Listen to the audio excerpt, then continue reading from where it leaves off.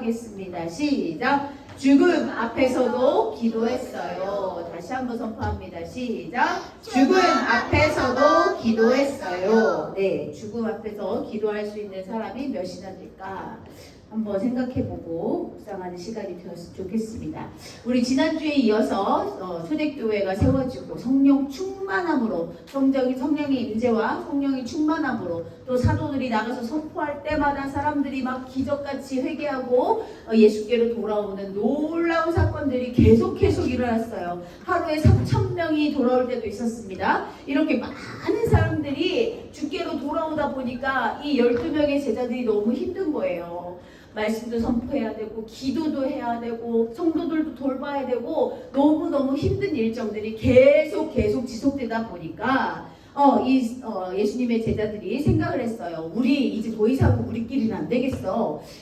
우리는 기도에 힘쓰고 말씀 선포하는 일에 힘쓰고 우리 성도들을 돌아보고 하는 집사들을 뽑아야 되겠어 라고 생각을 했습니다. 그래서 사도행전 6장 3절 4절 말씀에 제자들이 이야기합니다. 형제들아 너희 가운데서 성령과 지혜가 충만하여 칭찬받는 사람 몇 명? 7명을 택하라. 이렇게 7명 어떤 사람이냐면 성령이 충만하고 지혜가 충만하고 많은 사람들로부터 칭찬받는 사람, 그런 사람 7명을 뽑아서 그들이 우리를 일을 돕게 하라. 우리는 기도에 힘쓰고 말씀 사역만 하겠다. 12명의 제자들은 그렇게 말했어요. 정말로 그 많은 사람들 중에 7명의 집사를 선출하게 됩니다. 초대교회 7명의 집사들은 이렇게 안수받고 주의 일을 감당하게 됐어요. 우리 지난 6월 달에 우리 교회에서도 안수식이 있었어요. 안수집사, 또 권사님 이렇게 안수하는 모습들을 우리 친구들이 본 적도 있을 텐데, 이렇게 초대교회 7명의 집사들, 어떤 사람? 성령과 지혜가 충만하고 칭찬받는 사람 7명을 뽑아서 제자들이 안수하고 그들을 하나님의 일을 할 수 있도록 도와줬다는 거예요. 이렇게 교회에서 우리가 직분을 받는 것은 내가 지위가 올라가는 것이 아니야. 사회처럼 회사처럼 내가 지위가 올라가는 것이 아니라 월급을 더 받는 것이 아니라 봉사하고 도와주고 여러 사람들을 살피라고 두루두루 살피고 기도하라고 주시는 직분이라는 거예요. 우리 친구들도 나중에 자라서 또 안수집사가 되고 권사님이 되고 장로님이 될 텐데, 그럴 때 우리가 잘 지금의 말씀들을 잘 기억했으면 좋겠습니다. 이렇게 사도행전 6장에 초대교회 7명의 집사가 뽑혔다는 것이 다 기록되어 있어요. 그런데 중요한 건 이 중에 오늘 주인공이 있습니다. 누굴까? 스데반. 그렇죠. 스데반이에요. 스데반을 모르는 사람은 아마 없을 것 같습니다. 스데반의 이름의 뜻은 멸류관을 의미한다고 하고요. 이 사람은 사도행전에 기록된 대로 성령과 지혜가 충만하고 믿음이 있고 많은 사람들에게 칭찬받는 집사들 중에 한 사람, 이렇게 기록되어 있습니다. 은혜가 충만하다는 것은 무슨 뜻일까? 은혜로운 사람은 온유하고 겸손하고 이해와 사랑과 용서와 긍휼, 그리고 눈물이 있는 사람, 영생과 의와 사랑과 평강이 있는 사람, 다른 사람의 약점과 부족한 점을 가지고 놀리고 그 사람들을 시기하고 질투하고 그 사람들을 어떻게 하면 깔아뭉갤까 생각하는 사람이 아니라 그 사람들을 돕는 사람, 이런 사람이었다는 거예요. 스데반의 기록은 이렇게 성경에 기록되어 있습니다. 최초의 순교자라고 우리는 알고 있어요. 최초의 순교자 스데반. 성령과 지혜가 충만하여 믿음 있고 칭찬받는 이 집사, 왜 스데반 집사가 순교할 수밖에 없었는가? 오늘 말씀을 잘 들었으면 좋겠습니다. 네, 이 스데반은요 어떤 사람이었냐면 사도행전 6장 8절에 다시 한번 기록되어 있습니다. 스데반이 은혜와 권능이 충만하여 큰 기사와 표적을 민간에 행하니, 이게 뭐야? 병 고치는 능력, 하나님 사람들을 가르치는 능력, 이 모든 능력들을 하나님의 성령 충만함으로 함께 해주셨다는 거예요. 누구와 같이? 마치 예수님처럼. 많은 사람들에게 가서 기도했더니 능력이 나타나고 그거 선포하는 말씀마다 능력이 나타나는 거예요. 물론 이 사람은 집사였어요. 제자가 아니었어요. 사도가 아니었어요. 그럼에도 불구하고 이 스데반은 잘난 척하면서 한 것이 아니라 겸손한 마음으로 그가 선포한 말씀마다 놀라운 기적과 표적이 나타났다는 거예요. 여러분, 성경에도 늘 기록되어 있지만 이렇게 뛰어난 사람, 이렇게 성령 충만하고 정말 하나님 앞에 올바른 사람한테는 하나님의 놀라운 사랑이 있기도 하지만 뭐가 따라온다? 시기와 질투가 따라온다. 정말 안 그랬으면 좋겠는데 이런 일들이 있단 말이죠. 지금도 마찬가지입니다. 우리 교회에 조금만 누가 하나님의 은혜를 받아서 조금만 누가 잘한다면 시기와 질투로 야, 왜 쟤만 저렇게 잘하는 거야?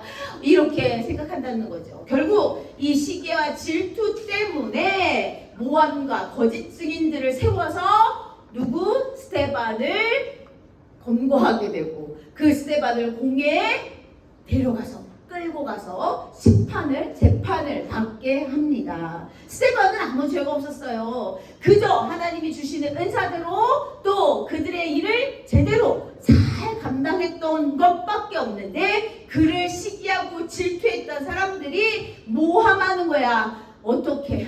이 모습을 보면 꼭 예수님을 모함했던 그런 바리새인들도 생각납니다. 예수님도 아무 죄가 없으셨잖아요. 예수님이 하신 것은 불쌍한 사람 도와주고 그들을 긍휼히 여기고 그들과 함께하고 그들과 함께 먹고 마시고 떡을 떼고 이런 일밖에 한 것이 없는데 예수님을 모함하고 친성 모독죄로 예수님을 잡아가서 공회에서 아무 죄도 없으신 예수님을 십자가에 못 박혀 죽이기로 작정했던 그 사람들이 오늘 똑같이 스데반을 그렇게 공격합니다. 참 안타까운 사실이지만 지금도 그런 일들이 일어나고 있다는 거예요. 지금도.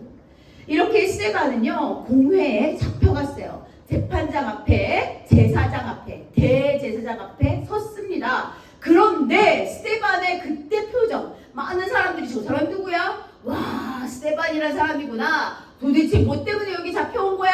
사람들이 그 스데반을 주목했는데 너무 놀라운 것은 그 스데반의 얼굴이 천사와 같았다는 거예요. 천사와 같았다. 선생님 천사를 한 번도 본 적이 없지만 밝게 빛이 나지 않았을까? 얼굴에 환한 하나님의 미소가 들어있지 않았을까? 라는 생각을 해봅니다. 스데반은요, 공회에서도 당당했어요. 그는 얼마나 똑똑했냐면, 얼마나 해박했냐면 이스라엘의 역사들을 줄줄줄줄줄줄줄 이야기합니다. 아브라함부터 요셉, 모세, 다윗, 솔로몬까지 줄줄줄줄 이야기합니다. 그러면서 하나님이 너희와 늘 함께 하셨잖아. 하나님은 성전에 계시는 하나님이 아니야. 하나님은 무소부재 어디에서든지 다 계시는 하나님이야. 그런 하나님을 우리가 믿지 못하고 너희들 이렇게 살면 안 돼! 라고 스데반이 선포한 거예요. 공회에 잡혀왔어요. 여기 잡혀오면 죽을 수도 있다는 얘기야. 그럼에도 불구하고 스데반은 자기가 해야 할 말, 자기가 할 수 있는 말들을 선포했어요. 그리고 마지막으로 사도행전 7장 51절 말씀을 선포합니다. 뭐라고? 목이 곧고 마음과 귀에 할례를 받지 못한 사람들이야. 뭐야? 회개할 줄 모른다는 얘기야. 지네만 잘났어. 지네만 율법을 알고 율법대로만 구원받을 수 있다고 말하는 그들에게 말하는 거야.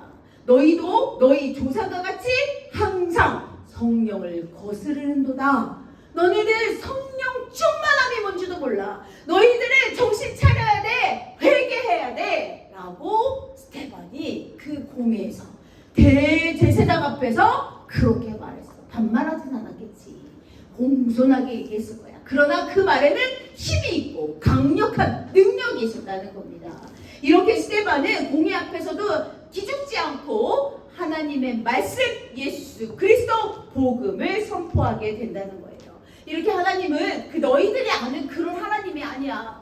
너희들도 정신 차리고 성령 충만하면 하나님이 어떤 분인지 알 수 있어. 빨리 회개하라. 이렇게 말했어요.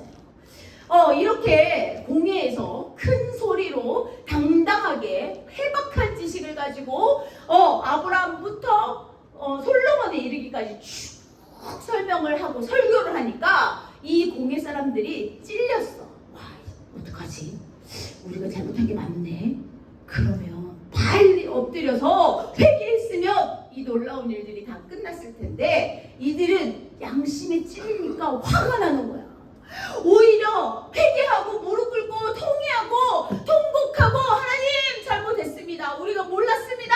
라고 회개했으면 얼마나 좋을까? 그런데 양심에 찔리니까 화가 나는 거야.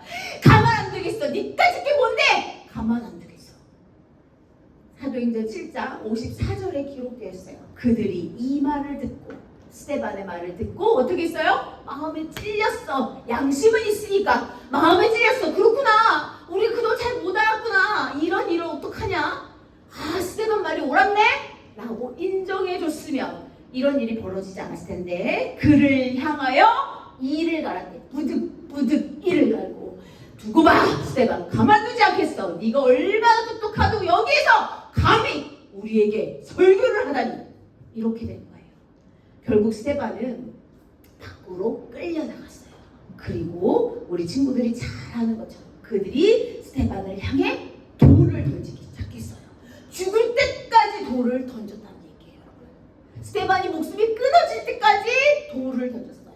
그런데 돌만 던졌게 입으로 온갖 욕과 그 스데반을 향한 그 온갖 말들을 계속 나쁜 말들을 했겠죠. 이렇게 스데반은요 돌을 맞으면서 머리도 맞고 가슴도 맞고 다리도 맞고 팔도 맞고 온몸이 다 피투성이에 온몸이 다 돌로 맞아서 상처가 가득한 가운데서도 스데반은 자기의 뜻, 자기의 의지, 하나님이 주신 자기의 마음을 굳히지 않았다는 거예요. 스데반은 밖으로 끌려고 나가 사람들이 그렇게 욕을 하면서 돌로 치는 가운데서도 스데반은 성령이 충만했다고 기록되어 있어요. 스데반은 맞는 거, 아파, 얼마나 아파. 돌 하나, 작은 돌 맞아도 얼마나 아픈데 큰 돌을 계속해서 사람들이 던지면서 죽어라! 너는 죽어야 돼! 라고 선포하는 그런 가운데 스데반은 영안이 열렸어요. 우리가 일반 사람들을 볼 수 없는 하나님을 볼 수 있게 될 거예요. 스데반이 성령 충만하여 하늘을 우러러 주목하여 하나님의 영광과 및 예수께서 하나님 보좌 우편에 앉아 계신 것을 볼 수 있게 됐다는 거예요. 이거는 아무나 볼 수 있는 것이 아니에요. 성령 충만하여 스데반은 끝까지 하나님의 뜻을 놓지 않고 예수 그리스도의 복음을 그들에게 목숨 걸고 지키고 그것을 선포했다는 거예요. 스데반이 성령 충만해서 하늘을 우러러 보니 하늘 문이 열리고 그 보좌에 계신 하나님과 예수 그리스도가 보인 거야. 그러니까 말한 거야. 스데반이 너무 놀랐어. 와, 하늘을 보시오 여러분. 인자가 하나님 우편에 서신 것을 보십시오 라고 했더니 이 사람들이 그 말을 듣고 이제 스데반의 죄를 어떻게 신성 모독죄, 누구야? 예수님의 죄와 똑같은 죄값으로 스데반을 더 강력하게 돌로 쳐서 죽이게 된다는 거예요. 스데반은 분명히 봤어요. 분명히 성령 충만하여서 하늘이 열리고 영안이 열리고 정말 보좌에 계신 그 하나님과 그 아들 예수 그리스도를 눈으로 봤어. 그것을 그의 입술로 선포했을 뿐이야. 그런데 그들은 미쳤구나. 드디어 네가 미쳤어. 네가 어떻게 하늘을 모욕할 수 있느냐? 신성 모독죄로 우리 예수님한테 했던 것처럼 똑같이 신성 모독죄로 스데반을 죽이게 됐다는 거예요. 스데반이 이제 목숨이 끊어질랑 말랑 하겠지. 그러나 스데반은 지금 그 누구보다도 한없는 기쁨과 감사와 찬양이 울려 퍼졌어요. 어떻게 알 수 있냐? 오늘 중심 말씀입니다. 사도행전 7장 59절 우리 함께 읽어보겠습니다. 시작! 그들이 돌로 스데반을 치니 스데반이 부르짖어 이르되 크게 시작! 주 예수여 내 영혼을 받으시옵소서. 이렇게 외쳤다는 얘기예요. 주 예수여 내 영혼을 받으시옵소서. 저는 이제 죽겠나이다. 아버지 저를 불쌍히 여겨주시옵소서 라고 기도했어요. 여기서 끝났으면 그런가 보다 또 생각할 수 있는데 그 다음 기도가 더 기가 막혀요. 뭐라고 기도했을까요? 우리 다음 무릎을 꿇고 크게 불러 이름에. 우리 빨간 글씨만 읽어주세요. 시작. 주여 이 죄를 그들에게 돌리지 마옵소서라고 기도했어요. 저들이 지금 몰라서, 저들이 지금 무지해서, 저희들이 지금 무직해서, 저희들이 마음의 양심이 찔림이 있지만 바로 회개하기가 좀 부끄러워서 지금 저러고 있으니 하나님 그들의 죄를 용서하여 주세요. 그들의 죄를 용서하여 주세요. 기도했어요. 어떻게 자기는 지금 아파서 죽겠는데 온몸이 피가 철철 흐르고 있고 그 가운데서도 계속 저주와 협박과 무식한 말들이 계속 오고 가고 있는 이 상황에 하나님 저들을 불쌍히 여겨주시옵소서라고 기도할 수 있었을까? 어떻게 그럴 수 있었을까?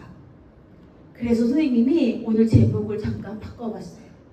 오늘 제목은 죽음 앞에서도 누구처럼? 예수님처럼 기도했어요. 우리 예수님께서도 십자가에 못 박혀 죽으실 때 주여 저들을 용서하여 주시옵소서라고 기도했어요. 자기를 못 박는 저들, 자기를 모욕하고 정말 치가 떨리게 힘들게 만들었던 그들, 하나님 그들을 용서하여 주시옵소서 기도했던 것처럼 우리 스데반 집사님도 죽음 앞에서 이제 꼴딱꼴딱 이제 너무 맞아서 피를 너무 많이 흘려서 이제 거의 죽을랑 말랑 하고 있는 그런 상황에서 누구처럼? 예수님처럼 기도했다는 거예요. 스데반의 모습을 보면 예수님의 모습을 찾아볼 수 있어요. 스데반이 그럼 나도 이제 예수님처럼 그렇게 해야지 작정하고 그런 것이 아니라 스데반이 성령 충만했기 때문에 예수님의 모습을 닮아갈 수 있다는 거예요. 여러분 여기서 스데반은 죽게 되었어요.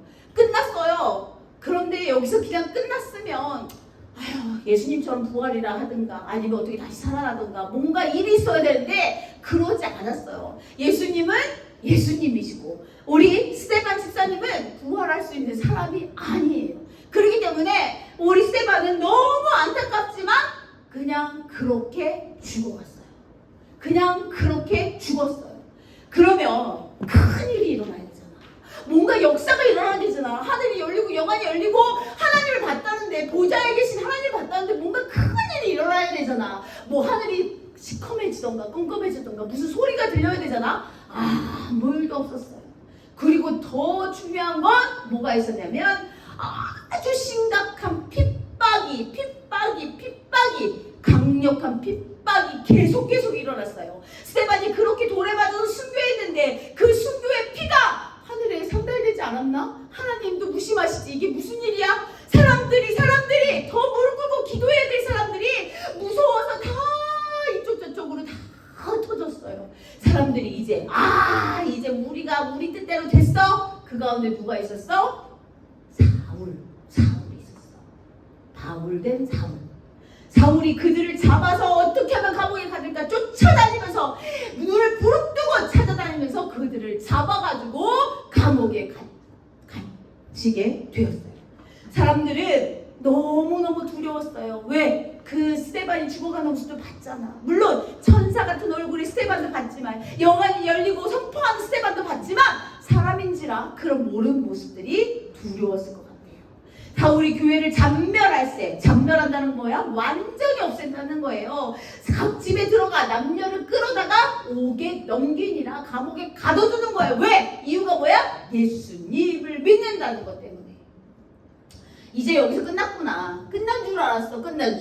그랬더니 놀라운 반전의 역사가 일어납니다. 사도행전 8장 4절입니다. 다 같이 시작. 흩어진 사람들이 두루 다니며 복음의 말씀을 전할세. 아멘. 할렐루야. 여러분, 흩어진 사람들이 꽁꽁 숨어서 예전 예수님이 돌아가셨던 이후에 제자들이 꽁꽁 숨어서 누가 자기를 잡아갈까 무서워서 숨어 있었던 것이 아니라, 그렇게 있던 것이 아니라 흩어진 사람들이 어떻게 했어요?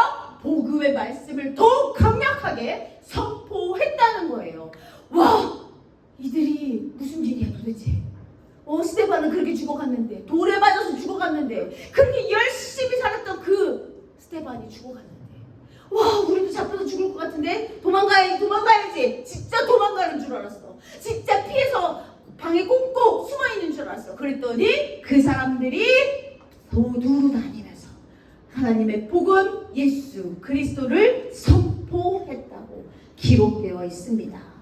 이렇게 참 놀라운 일이 일어났고 그중 7집사 중에 한 사람 빌립이라는 사람도 나타나기 시작했어요. 초대교회 7집사 중 한 사람이 빌립인데 핍박이 심해지자 이 사람도 어디로 거기를 도망가야 되긴 맞는 거야. 왜? 잡히면 아무것도 할 수가 없으니까 도망가서 어디로 도망갔냐 했더니 사마리아라는 땅에 갔어요. 사마리아가 어떤 곳인지 우리 친구들 배워서 잘 알 거예요. 아무도 가고 싶지 않았던 그곳에 빌립은 가서 복음을 선포합니다. 여러분 예수 그리스도를 믿으십시오. 하나님의 아들 독생자 예수 그리스도를 믿어야 우리가 구원을 얻습니다 라고 선포하게 된 거죠. 이 빌립이라는 사람은 자기를 자랑한 것이 아니라 평판이 좋은 사람이었고 성령의 능력을 가진 사람, 지혜가 충만한 사람으로서 오직 예수님만을 전했던 사람이야.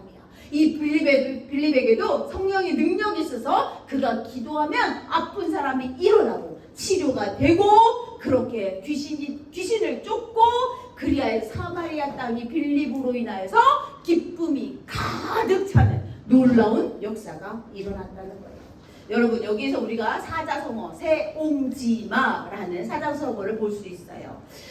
우리 친구들이 검색해보면 알 텐데 이게 왜 선생님이 이 말을 꺼내기 시작했냐면 우리는 스데반의 죽음으로 다 끝나는 줄 알았어요. 예수님처럼 부활하신 것도 아니고 뭔 일이 일어난 것도 아니고 아무 일이 없었어. 그냥 스데반은 죽었어. 아이고 끝났네.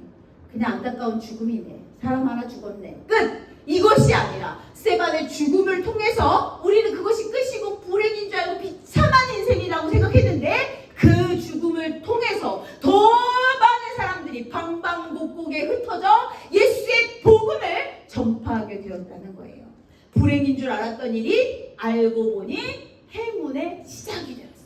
그게 세옹지마라는 뜻이야. 그래서 우리가 너무 기쁜 일이 있다고 좋아할 필요가 없고 슬픈 일이 가득하다고 슬퍼할 필요가 없어. 왜? 우리 인생은 세옹지마야. 하나님의 뜻 가운데 우리 불행이 기쁨이 될 수가 있고 기쁨이 또다시 슬픔이 될 수가 있다는 것을 우리 친구들도 우리 선생님도 반드시 알아야 할 이야기입니다. 그래서 이런 말씀이 있습니다. 베드로전서 4장 13절 우리 큰 소리로 선포합니다. 시작! 오히려 너희가 그리스도 고난에 참여하는 것으로 즐거워하라. 여기까지. 아멘. 우리가 고난당하는 거, 내 죄 때문에 내가 힘들어서 내가 잘못 때문에 고난당하는 거 말고 예수 그리스도 때문에 고난당하는 거, 예수님 때문에 고통당하는 것은요 어떻게? 즐거워야 돼. 이야 그렇구나. 내가 예수님을 잘 믿고 있다는 증거구나. 예수님 때문에 우리가 고난당한다면 우리는 그런 부분에 있어서 감사로 기쁨으로 여기고 더욱더 그 고난에 동참해야 돼. 아 싫어 도망가고 그것을 어떻게 하면 끊어버릴까 노력하는 것이 아니라 예수 그리스도의 그 고난에 동참해야 돼. 왜? 그 영광의 날이 반드시 우리에게 있기 때문입니다. 여러분 힘들다고 어렵다고 나 맨날 힘들어 어려워 왜 예수님을 이렇게 믿는데 왜 내 인생은 왜 이런 거 꼬이고 또 꼬이고 힘들어 죽겠어 이렇게 생각할 필요가 없다는 거야. 예수 그리스도의 고난은 바로 나의 기쁨이 될 수 있고 나의 힘이 될 수 있다는 것을 우리 친구들도 우리 선생님들도 반드시 기억해야 됩니다. 결론 우리 정리합니다. 스데반의 순교로부터 배울 수 있는 교훈이 많죠. 너무너무 많아. 그런데 그 중에 3가지만 말씀드리겠습니다. 첫 번째, 하나님께서 성령 충만한 사람을 통해 역사하신다. 여러분, 나도 스데반처럼 고통받으면 어떡해? 걱정할 필요 없어. 우리 모두 그런 사람이 되어 있지는 않아. 하나님이 성령 충만한 사람을 뽑아서 그로 인하여서 하나님이 일을 하게 만들고 그로 인하여서 고통의 기쁨을 갖게 한다는 얘기예요. 그럼 나 성령 충만함 받지 말아야 되겠다? 그렇게 생각하면 어쩔 수 없어. 성령 충만함을 받은 사람을 통해서 하나님은 우리 교회를, 우리 가정을, 우리나라 대한민국을, 전 세계를 변화시킨다는 것을 꼭 기억하셨으면 좋겠어요. 그래서 지금부터 우리가 기도해야 돼. 이전부터 기도하고 있었겠지만 계속 성령 충만함을 허락해 주시옵소서라고 기도해야 돼요. 두 번째, 우리가 필요로 하는 그 순간에 은혜가 임한다. 이게 무슨 말이에요? 영안이 턱 열린 거예요. 스데반이 그렇게 공회에 가서 강력하게 선포할 수 있던 믿음, 성령 충만했기 때문인데 그것을 견딜 수 있었던 것은 뭐야? 영안이 열렸기 때문이야. 하늘 보좌가 보이고 예수 그리스도가 스데반을 보고 계신 그 모습을 보았기 때문이에요. 그것이 뭐야? 은혜야. 스데반 너무너무 행복했을 것 같아요. 돌에 맞아서 온몸이 피투성이었지만 그들이 손가락질하고 침 뱉고 그들이 자기를 저주하고 막말을 퍼부었지만 그래도 스데반은 얼마나 기뻤을까? 선생님도 그 기쁨에 동참하고 싶다는 거예요. 그 은혜가 임한다는 거예요. 우리가 너무너무너무 견디기 어려울 때 하나님의 은혜가 임하여서 그 모든 괴로움을 다 견딜 수 있도록 도와주신다는 거예요. 마지막입니다. 순교는 비극이지만 죽는 거는 우리 인간이 생각했을 때 죽음은 끝이잖아. 죽으면 끝나잖아. 죽음 이후의 세계를 내가 어떻게 알아? 그렇게 말할 수 있지만 한편으로 그리스도를 향한 놀라운 승리다라는 것들을 우리가 알 수 있어요. 성령 충만, 은혜, 승리. 이 세 가지를 꼭 기억하여서 내 마음에 새기고 그렇구나. 내가 스데반 집사님처럼 지금 당장 내가 목숨이 끊어지고 죽지는 않겠지만 내가 하나님을 위해서 복음을 위해서 이렇게 살아가는 사람이 되어야 되겠구나 라고 생각하고 다짐하고 고백하고 선포하는 우리 친구들이 되기를 바랍니다. 여러분, 순교가 무엇일까요? 우리는 매일매일 순교해야 돼. 매일매일 죽어야 돼. 어떻게? 순교란 오늘이 마지막인 것처럼 날마다 죽는 마음으로 살아가는 거예요. 오늘 예배가 마지막인 것처럼, 오늘 삶이 마지막인 것처럼, 오늘 내가 마지막인 것처럼 살아가는 것이 순교예요. 내가 마지막 예배를 드리는데 어떻게 장난을 칠 수 있고 어떻게 졸 수 있어? 어떻게 다른 생각을 할 수가 있어? 마지막 예배인데. 우리가 날마다 죽는 마음으로 살아가는 것이 순교야. 스데반 집사님만 하는 것이 아니라 지금 여기 앉아있는 우리 모두가 해야 할 생각이 바로 순교란 말이야. 내가 마지막인 것처럼, 내가 마지막인 것처럼 찬양하고, 내가 마지막인 것처럼 예배하고, 내가 마지막인 것처럼 선포하는 우리 귀한 친구들과 우리 선생님들이 되기를 간절히 소망합니다. 아멘. 우리 마지막으로 우리가 선포해야 될 말씀 함께 외치겠습니다. 고난 속에 숨겨진 하나님의 계획을 기억해야 돼요. 그런데 내 잘못으로 받는 고난이 아니에요, 여러분. 여기서 이 고난은 예수 그리스도로 말미암아, 그리스도 예수님을 말미암아 받는 고난입니다. 내가 복음을 선포할 때 받는 고난, 내가 주의 일을 하는 동안 받는 고난, 내가 정말 하나님의 일을 기쁘게 하는데도 나에게 계속 고난이 있다면 그 고난 속에 하나님의 계획이 반드시 숨겨져 있음을 꼭 기억하고, 우리 목사님이 계속 예전에 말씀하셨던 것처럼 고난은 변장된 축복입니다. 고난은 변장된 축복입니다 라는 것을 기억하는, 그래서 그렇구나, 내가 예수 그리스도 때문에, 하나님의 말씀 때문에 내가 지금 고난받고 있다며, 너무 힘들다며, 하나님 이 계획을 내가 알게 하시고 이 계획을 내가 이뤄나갈 수 있도록, 성취할 수 있도록 하나님께서 능력을 더하여 주시옵소서 기도하는 우리 모두가 되었으면 좋겠습니다. 우리 마지막으로 선포하겠습니다. 오른손 딱 들고 고난 속에 숨겨진 하나님의 계획을 기억하자. 시작! 고난 속에 숨겨진 하나님의 계획을 기억하자. 아멘. 할렐루야. 하나님 고맙고 감사합니다. 우리 귀한 자녀들은 아직 어려서 이런 고난을 받아봤을까라는 생각들도 듭니다. 앞으로 믿음의 생활을 열심히 한다면, 예수 그리스도의 복음으로 살게 된다면 분명히 반드시 고난이 오게 될 텐데, 하나님 그 고난 가운데 정말 하나님의 능력이 있음을, 하나님의 계획이 있음을 우리 친구들이, 우리 선생님들이 기억하고 반드시 그것을 스데반 집사님처럼 또 예수님처럼 이겨나갈 수 있는 귀한 주님의 자녀가 될 수 있도록 인도하여 주시옵소서. 삶으로 믿음을 보여주는 그런 하나님의 복된 자녀들 될 수 있도록 주님께서 이끌어 주시옵소서. 감사드립니다. 예수님 이름으로 기도드렸습니다. 아멘.